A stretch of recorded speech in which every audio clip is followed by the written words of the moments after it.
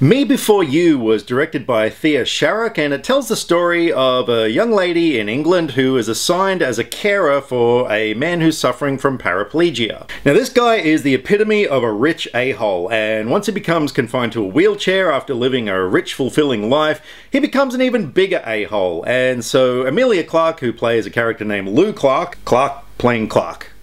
That's a lot of Clarks. Takes on the job as his carer because she's pretty desperate for money, and so one thing leads to another, and of course she becomes a different person and he becomes a different person from their interaction. And did they live happily ever after? That's something I can't really explain too much. Now this is the kind of thing, it's going to be really difficult doing a review of this movie because it's going to get into heavy spoiler territory. So I'm going to explain as much as I can about what I thought of the movie, and then I'm going to drop a spoiler warning, so if you don't care about spoilers or if you've seen the film, watch it after that. But if you don't want to get any spoilers about what happens in the end, then once I get to my spoiler warning, stop it. So when this movie first came out, look, I wasn't really that interested in seeing it. It kind of looked like a mushy chick flick. I don't mind chick flicks, like, you know, I'm pretty open-minded. I'll watch anything, but I don't know, this one just didn't really grab me, so I missed it when I was at the theaters. And after having watched it, look, to be honest, I am probably glad I didn't sit through it at the theaters. It's the kind of thing, when it comes to Netflix or something like that, you know, it's worth checking out. It's not a bad movie.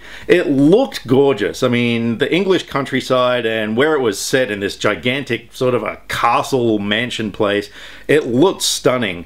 The performances for most of the part were pretty good. Emilia Clarke, I don't know, there's just something about her that you just love. Whether she's Daenerys Targaryen or Sarah Connor, like, she's got a pretty versatile range, and in this one, she was charming and sweet, you know, which the character needed to be. Sam Claflin as Will Traynor, the paraplegic in question, look, yeah, he did fine, you know. I mean, the character needed to be really annoying, and he was really annoying, but in all honesty, I think anyone could have really played that part. So the story goes on, and we're presented with, look, nothing we haven't really seen before, and you kind of know how it's going to end anyway, so yeah, it was just okay. But my biggest gripe with the film, and it's something I'm going to get into in the spoiler section, was the ending.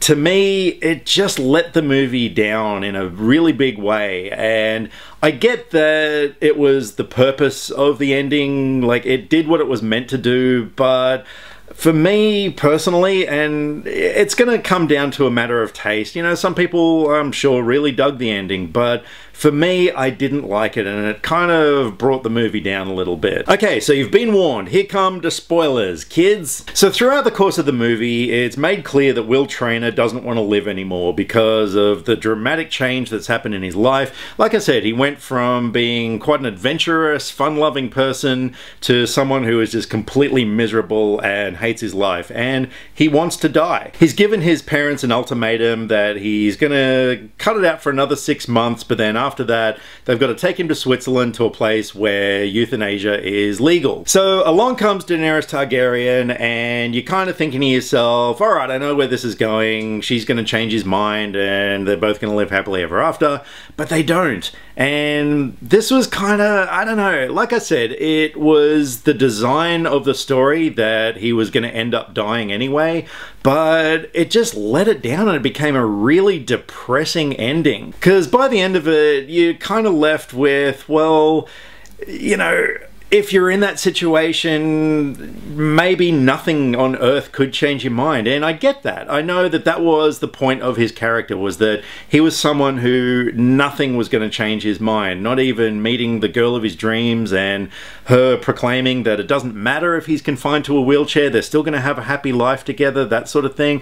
So I get why he made his choice, but I don't know, in terms of a movie, is it something that you really want to be left with at the end? But that being said, I do applaud it for creating a talking point. I mean, my girlfriend and I, we watched this movie and, you know, we were talking about it for quite a length of time afterwards. She thought that the ending was fine and that he did the right thing. So in that respect, the film, yeah, it did a good job of creating something that was going to get people thinking about afterwards. But like I said, at the end of the day, it wasn't anything new to the table, it wasn't anything we haven't seen before already, it was just fairly run-of-the-mill kind of romance stuff, and I'm gonna give Me Before You a 5 out of 10.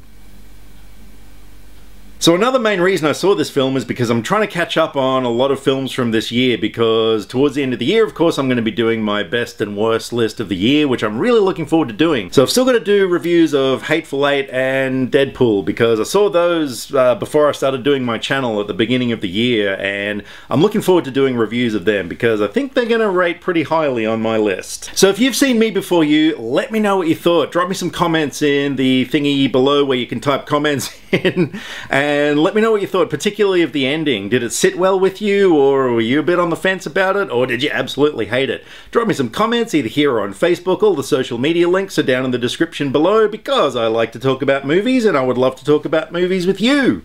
See you soon. Click subscribe to stay up to date with all the latest movie reviews. Skynet will be taking over any day now, so what have you got to lose?